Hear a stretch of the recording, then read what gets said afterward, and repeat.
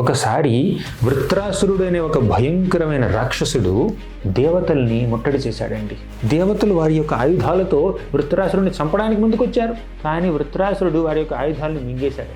ఈ దేవతలకు ఏం చేయాలో తెలియక పరిగెత్తుకుంటూ వెళ్ళి పాలసముద్రం దగ్గరికి వెళ్ళి ఆ క్షీరోదక సాయి విష్ణుని వేడుకున్నారు. స్వామి, ఏదో ఒక అవతారం దాల్చి ఈ రాక్షసుని సంహరించన్నారు. స్వామి ఏమన్నాడంటే, నేను అవతారం దాల్చట్లేదు, మీరే ఈ సమస్యకి పరిష్కారం వెతుక్కోవాలి. పరిష్కారం నేను చెప్తాను, కానీ దాన్ని అమలు పరచవలసినటువంటి బాధ్యత మీదే.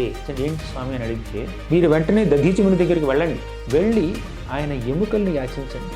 ఆ ఎముకలతో విశ్వకర్మ వజ్రాయుధాన్ని నిర్మిస్తాడు. ఆ వజ్రాయుధంతో మీరు వృత్రాసురుని చంపవచ్చు. అప్పుడు దేవతలందరూ వెళ్ళారు, దధీచిముని దగ్గరికి వెళ్ళారు. స్వామి, మీ ఎముకలు కావాలని యాచించారు.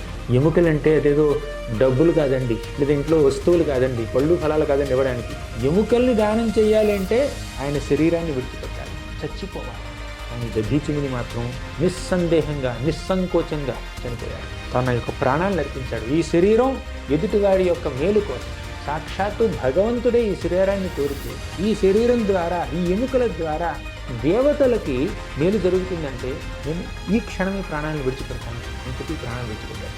అది త్యాగం అంటే ఆయన చేసినంత త్యాగం మనం చేయలేకపోవచ్చు, కానీ మన శక్తి మేరకు ఎదుటి వ్యక్తులకి సహాయం చేయడానికి ప్రయత్నించాలి.